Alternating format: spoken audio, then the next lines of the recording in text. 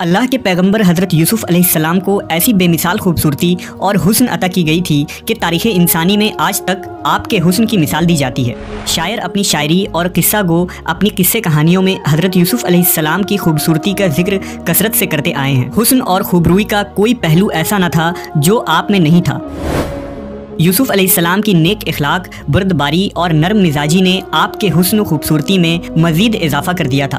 कोई शख्स भी यूसुफ़ अलैहिस्सलाम को पहली मर्तबा देखने पर ही आपका फ़रिश्ता और हुस्न का कायल हो जाता। मगर आपकी इस बेमिसाल खूबसूरती का एक अलमनाक पहलू ये भी था कि इसी हुस्न की वजह से आपकी ज़िंदगी बहुत सी मुश्किलात का शिकार हुई और आपका हुस्न ही आपके लिए मसाइब और आजमाइशों का सबब बन गया। हज़रत यूसुफ़ अलैहिस्सलाम के वालिद का नाम याकूब अलैहिस्सलाम था, जो खुद एक जलीलुल क़द्र नबी थे। हज़रत याकूब अलैहिस्सलाम के 12 बेटे थे, लेकिन यूसुफ़ अलैहिस्सलाम की खूबसूरती और मासूमियत की वजह से आपको उनसे ज़्यादा मोहब्बत थी और आप हज़रत यूसुफ़ अलैहिस्सलाम को अपने दूसरे बेटों पर फ़ौक़ियत देते थे। लिहाजा हसद में आकर एक दिन हज़रत यूसुफ़ अलैहिस्सलाम के भाइयों ने दूर सहरा में उन्हें एक कुएँ में फेंक दिया और घर आकर याकूब अलैहिस्सलाम को झूठ बोला कि एक भेड़िया उन्हें चीर फाड़ कर खा गया। इस पर आप यूसुफ़ अलैहिस्सलाम की कमीज़ लेकर रोते रोते अपने हुजरे में चले गए। आप काफ़ी अरसा यूं ही रोते रहे और अपने बेटों से नाराज़ रहे। इधर एक काफ़िला जब उस कुएं के पास से गुजरा तो उन्होंने यूसुफ़ अलैहिस्सलाम को वहां से बाहर निकाला। उन्होंने देखा कि ये निहायत ही हसीन और जमील बच्चा है, लिहाजा आपको मिस्र के बाजार ले गए ताकि उन्हें बतौर गुलाम बेचकर कुछ रकम हासिल कर सके। अजीज़ मिस्र ने जब यूसुफ़ अलैहिस्सलाम को देखा तो वो बहुत मुतासिर हुआ और अच्छी कीमत देकर उन्हें खरीद लिया और उन्हें अपने महल ले आया। उसने अपनी बीवी से कहा कि इस गुलाम को अच्छी तरह परवरिश करो। रिवायतों में आता है कि अजीज़ मिस्र का असल नाम अतफीर इब्न रोहीब था और वो मिस्र का वज़ीर मुमलिकत था और उसकी बीवी का नाम जुलेखा था। हज़रत यूसुफ़ अलैहिस्सलाम अजीज़ मिस्र के महल में जुलेखा की निगरानी में पले बढ़े और जवान हुए। जब आप पर आलम शबाब आया तो खूबसूरती और हुस्न में मज़ीद इजाफा हो गया। आलम यह था कि जो कोई भी आपकी पुरनूर चेहरे की तरफ देखता तो उस पर से नज़र हटाना मुश्किल हो जाता। एक हदीस में रसूल अल्लाह सल्लल्लाहु अलैहि वसल्लम ने फरमाया कि जब दुनिया बनी तो हुस्न के 3 हिस्से किए गए, जिनमें एक हिस्सा हज़रत यूसुफ़ अलैहिस्सलाम को दिया गया, एक हिस्सा उनकी वालिदा को दिया गया और एक हिस्सा पूरी दुनिया में तकसीम किया गया। अजीज़ मिस्र की बीवी जुलेखा आपकी खूबसूरती और हुस्न के साथ दयानत, शराफत, पाकीज़गी और सच्चाई से भी बहुत मुतासिर थी। लेकिन अभी अल्लाह को यूसुफ़ अलैहिस्सलाम को मज़ीद इम्तहानात में गुजारना था। वक्त के साथ अजीज़ मिस्र की बीवी जुलेखा यूसुफ़ अलैहिस्सलाम के हुस्न से मरऊब होकर आपके इश्क में मुब्तला हो गई।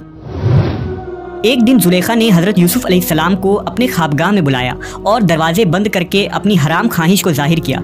हज़रत यूसुफ़ अलैहिस्सलाम ने अल्लाह का नाम लिया और खौफ खाते हुए दरवाजे की जानिब भागे। जुलेखा उन्हें पकड़ने के लिए उनके पीछे दौड़ी। उनकी कमीज़ का पिछला दामन उसके हाथ में आ गया, जिसे उसने अपनी तरफ खींचा तो वो फट गया। हज़रत यूसुफ़ अलैहिस्सलाम बाहर निकले तो सामने अजीज़ मिस्र खड़ा था।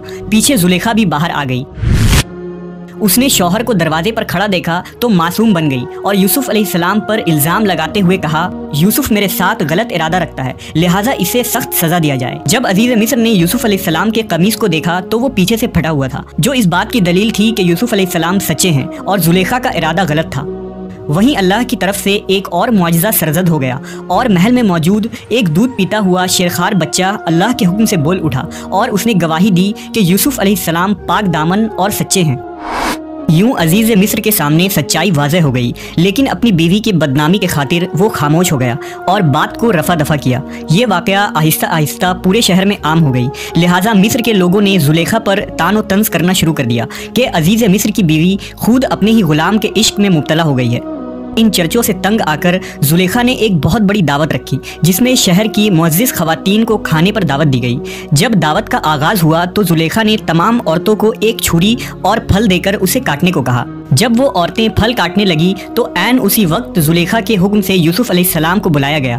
जैसे ही उन औरतों ने यूसुफ़ अलैहिस्सलाम के हुस्न जमाल को देखा तो मदहोश हो गईं और फल की जगह अपनी उंगलियां काट ली। लिहाजा इसके ज़रिया जुलेखा ने औरतों को समझाने की कोशिश की कि आखिर वो क्यों यूसुफ़ अलैहिस्सलाम के इश्क में मुब्तला है। आखिर ऐसे खूबरू जवान जिसे देखकर औरतें अपनी उंगलियां काट लें, उस पर दिल आ जाना कोई हैरत की बात नहीं है।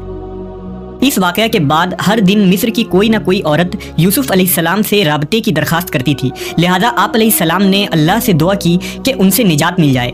आखिरकार जुलेखा के लाख इसरार करने पर भी यूसुफ़ अलैहिस्सलाम उसकी तरफ माइल न हुए और उसकी ख्वाहिश को रद्द करते रहे। तो अजीज़ मिस्र और जुलेखा के हुक्म से आपको जिंदान में कैद कर दिया गया। यूसुफ़ अलैहिस्सलाम की इस दुआ का जिक्र अल्लाह ने कुरान मजीद में भी किया है। यूसुफ अलैहिस्सलाम ने कहा, ऐ मेरे परवरदिगार, जिस काम की तरफ वो मुझे बुला रही है इससे बेहतर तो कैद खाना है। आप अलैहिस्सलाम तकरीबन 10 बरस जेल में कैद रहे। मिस्र के बादशाह ने आपको किस तरह आज़ाद कर दिया, आप अजीज़ मिस्र कैसे बने और आप अलैहिस्सलाम अपने वालिद और भाइयों से कैसे मिले, इस वाक़या का जिक्र हम किसी और वीडियो में करेंगे। फिलहाल इस वाक़े में ये पैगाम है कि अल्लाह के नबी यूसुफ अलैहिस्सलाम ने गुनाह और अल्लाह की नाफरमानी से बचने के खातिर कितनी मुश्किलात का सामना किया और कैद बंद की मुसीबतें झेली। इसके बावजूद आप साबित कदम रहे और अपने परवरदिगार को राज़ी करने के खातिर अपने नफ्स को किस तरह ज़ेर किया।